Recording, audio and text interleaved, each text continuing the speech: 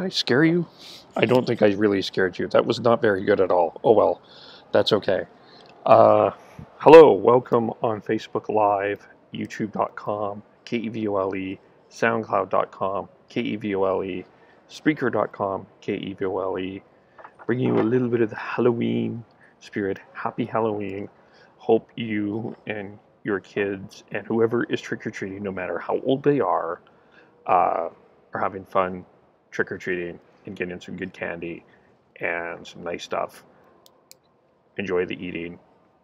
Brush your teeth before you go to bed. Remember to do that. Kids out there. You kids out there. Um, every once in a while since I've lived in Vancouver for now 2-ish years, a little bit over 2 years, we see these posts and these blogs about I've loved Vancouver, but Vancouver no longer loves me. And we have another one today. Now, most of these have been a lot about, and there's always conversation about this, and I don't talk a lot about what happens here in Vancouver because I feel like the big story is something that is constant is affordability, which I can tell you I'm very fortunate in my situation to be in a place that's really cheap rent, but to find a well-meaning job here can be very tough. The wages are not great, which we'll get into here as part of the article that we're going to talk about, and other stuff as well. People say, and we'll get into this with this article, but there's a lot of things that people are saying. I mean, Vancouver is a very beautiful city, especially when the sun sets and the sun rises, and there's beautiful walks. You can clear your head and your mind, but it's starting to get to the point for a lot of people that unless you're in real estate or you're a millionaire or not only that, you've won a lottery, that's behind me there, in some ways, it's becoming, especially if you're a millennial, young family, student family, it's becoming a really tough place to live. Not just affordability, which is part of the problem, but there's a sense of coldness that is coming and people are feeling from this city as part of, in terms of a community feel. Example today, there was an article today in a Tyee, you may have seen it, from a lady by the name of Jessica Barrett, who has moved to Edmonton. I'm just going to read a little bit of this article to you, and we'll talk about that here. I'm going to read this from here. Being from Vancouver became my identity both personally and professionally. Through my work, I saw myself as a public service source, an ambassador for the city, chronicling and investigating what unfolded around me so that others might have a greater understanding of the community we shared. In my downtime, I was carrying a card-carrying West Coast cliche and proud of it. I did yoga, planted guerrilla vegetable gardens, and rode my bike everywhere, even in the rain. I didn't have biological family in Vancouver. My network of close friends acted as ones. We celebrated holidays together, supported each other through deaths and marriages and birth. We grew up. We got more serious about our careers and our partners and started our own little families. We grandfathered apartments to each other and schemed and strategized and fantasized about how we were going to pull this thing off in the long term, this whole living in Vancouver thing. Just to talk a little bit about her, the article is written by Jessica Barrett. She is, and I heard an interview with her today on the radio. She is 35 years old. She was working for editor-in-chief for a magazine in West Vancouver.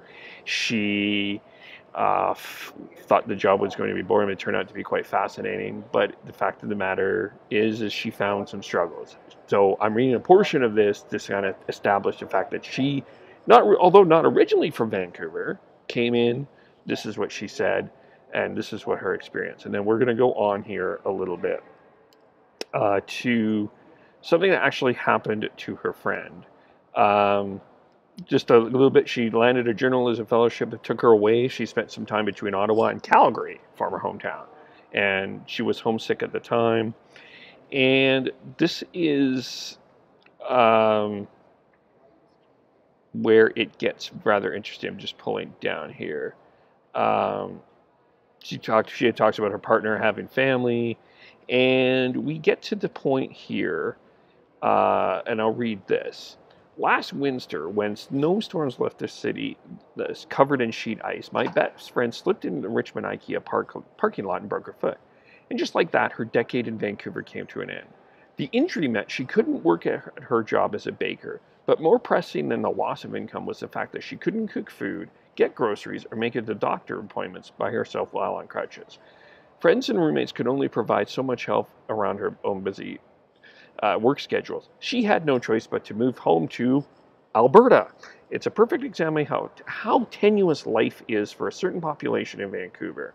When your entire support network is made up of people at the same age and life stage, dealing with all the same stresses, all it takes is one little slip of your whole world to come crashing down. My own collapse, my partner, I'm just going to read on from her perspective. My own collapse came when my partner declared that, although he did not wish to end our relationship, he couldn't stay in Vancouver. I couldn't fault him for a single reason he gave. We had finally landed in a 600 square foot coach house behind a mansion in Shaughnessy, rich part of town. It had a fancy address, but the place itself was falling apart. The windows, which had been painted shut when we moved in, were now wedged open and wouldn't close. The dishwasher, a major luxury we were excited to have, had broken and become a mildew factory. The door would only close when locked, and would only lock if I heaved it with my entire body weight. The heater in the bedroom buzzed so loud that I had to wear earplugs while I slept, and we didn't have a smoke detector. For this, we paid $1,700 a month to a woman worth millions who clearly didn't need the rent. It was obvious we were paying her to be an on-site security for the winter months she spent in California. And she goes on to talk about how she was depressed and utterly burnt out.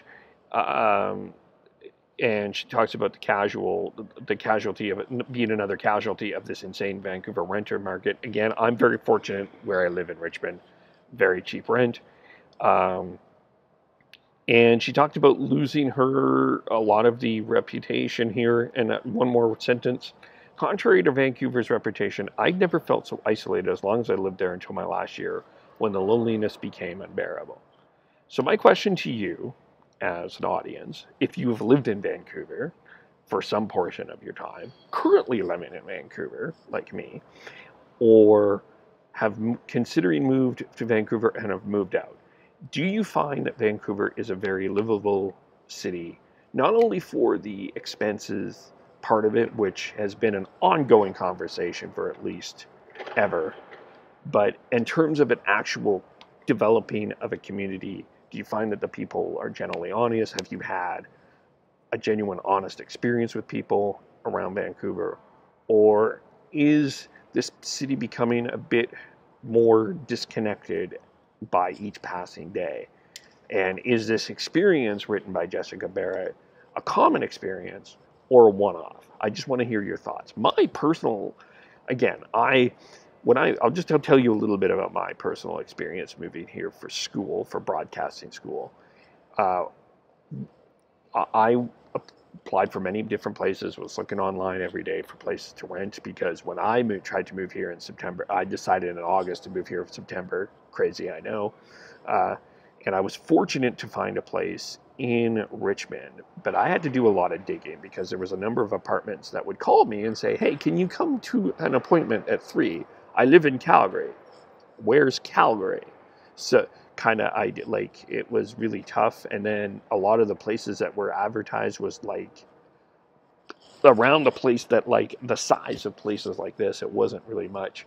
I would apply on roommates.com and people would not be getting back to me very quickly as well. But as I said, I was very fortunate to find this place that I do have in Richmond. It's a little one bedroom or room by myself, and I share facilities and everything with everybody else, and I'm paying reasonable, but it's not the situation for a lot of people, and it's not only going on just in the core of Vancouver, it's going on around Metro Vancouver, and there feels a little bit of coldness. And one of the other things that Jessica Barrett talked about is when she talked about her situation, and when this conversation comes up, the response has been, well, if you can't afford to live here, find another place to live.